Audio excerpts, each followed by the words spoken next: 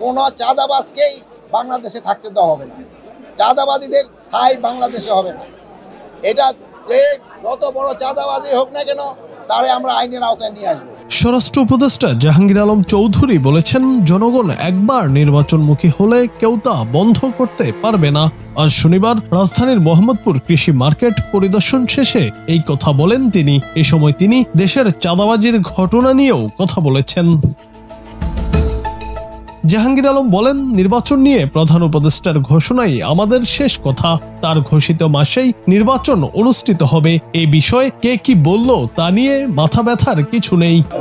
রাজনীতির ব্যাপারে প্রধান উপদেষ্টা যেটা বলেছে ওর উপরে আমাদের কারো কোনো কথা নেই। স্যারে যেই তারিখে বলছে ওই তারিখে নির্বাচন হবে, যেই মাসে বলছে ওই মাসে নির্বাচন হবে। কে কি বললো ওইটা শোনার আমাদের কোনো দরকার। তিনি বলেন, জনগণই ক্ষমতার মূল উৎস। জনগণ একবার যদি চায় তারা নির্বাচনের দিকে যাবে, তাহলে তা আটকে রাখার কেউ নেই। জনগণ নির্বাচনমুখী হলে কেউ তা বন্ধ করতে পারবে না। নির্বাচন ঠেকাতে হলো প্রথম প্রস্তুতি দরকার হলো রাজনীতি পার্টিগুলি যারা নির্বাচন অঙ্গে। তারপর সবার আগে আপনি যদি বলেন যে জনগণ যেসব নির্বাচনে মুখী হয়ে যাবে, কেউ এটার বাধা দিতে পারবে না। জনগণ হলো মেয়ে, রাষ্ট্রের ক্ষমতা হলো জনগণের হাতে। জনগণ যেসব চাবে আমি নির্বাচনের দিকে চলে যাব, কারো কোনো শক্তি নাই নির্বাচন বন্ধ করার। এ সময় চাঁদাবাজি প্রসঙ্গে স্বরাষ্ট্র উপদেষ্টা বলেন, কোনো চাঁদাবাজকেই দেশে থাকতে দেয়া হবে না।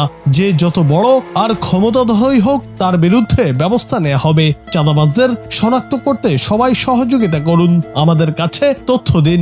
তথ্য পেলেই সঙ্গে সঙ্গে আইনশৃঙ্খলা বাহিনীর সদস্যরা তাদের বিরুদ্ধে ব্যবস্থা নেবে। কোনো চাঁদাবাজকেই বাংলাদেশে থাকতে দেওয়া হবে না। চাঁদাবাদীদের স্থায়ী বাংলাদেশে হবে না।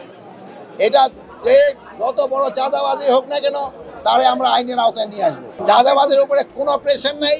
যে কোনো চাঁদাবাজ ধরেন পান আমাদের দেখান, সাথে সাথে তারা আমরা আইনের আওতায় নিয়ে আসবো। এটা ক্ষেত্রে আপনাদের একটু সাহায্য সহযোগিতা দরকার। আপনারা একটু চাঁদাবাজগুলি আইডেন্টিফাই করে দেওয়া, আমরা আইন শৃঙ্খলা বাহিনীর হাতে সোপর্দ করা।